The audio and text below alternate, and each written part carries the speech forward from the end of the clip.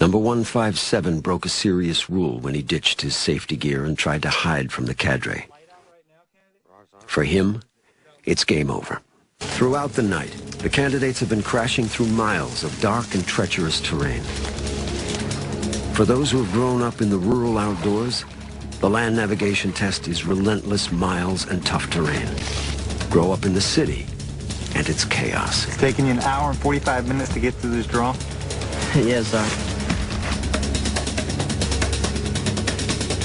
Go to the formation area. Time is up. There's no loom or anything, so it's like being in a closet with trees. Trucks bring in loads of candidates who finished at other checkpoints. The candidates who have not finished, we have to start policing them up. The cadre sweep up the last of the stragglers. Go!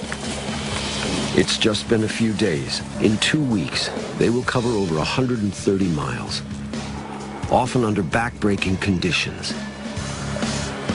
As the class moves back to base, the fear of failure sinks in for those who didn't hit all their navigation points.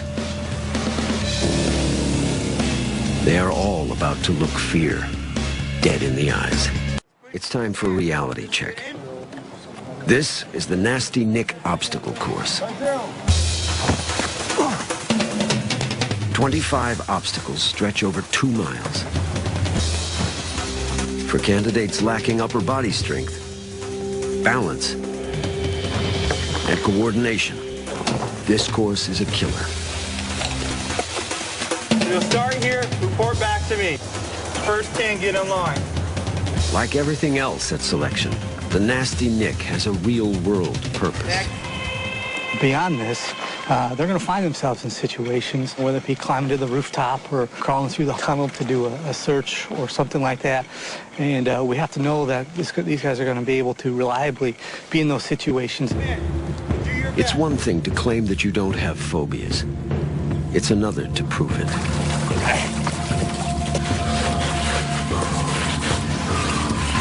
What we're looking for is what things are they going to freeze up on? Are there any specific phobias like heights or tight spaces?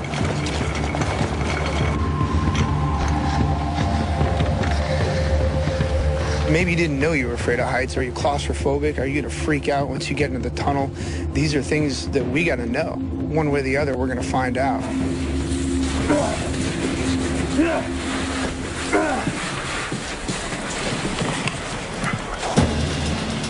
105. Is that the proper way to negotiate that officer? And why are you doing it that way? Special forces often fight in urban environments. Hands should be on a weapon, not on a ladder. You had issues on my obstacle, also, candidate. Candidate, you're failing to properly negotiate that obstacle. What if we were doing a surreptitious breach, candidate, in Iraq, going from building to building using a ladder? You would be unable to do it, candidate. We do it all the time. Candidates, what does yellow mean? Candidate, what about when it's high stress and bullets are flying, candidate? Candidate, get off my obstacle. 105, you failed to properly negotiate the obstacle. You need to move out. Roger. Roster 105, Victor Whiskey. As the course goes on, as they get more and more tired, that's stuff that they used to be able to manage. They can't anymore, and so you might see some of that fear creep in.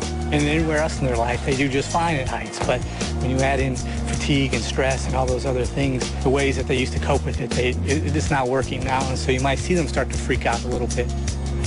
The confidence climb. The mission is to quickly climb up and over a 50-foot wall with no safety rope. Falling can be fatal. Most of the class negotiates the wall without incident, but roster number 48 is frozen. Those are some of the things we look for. Are they going to quit? Is it something that they are going to refuse, that they just don't think they will be able to do, period? Or will they be able to get through it? 48, you got 2 minutes to finish this obstacle or you're out of the course. 48 confronts his fear of heights and pushes past it. He just needs a little motivation. For others, phobias stop them in their tracks. Stand by over here. You were told if you didn't get up and over it, you would be a refusal to train. Yes, sir. Did you come down? I did. So therefore, your refusal to train. Do you understand? Roger that. Okay. Thank you. 7 days left to go. 1/3 of the candidates are gone already. The ones still standing are sleep-deprived, disoriented, and physically wrecked.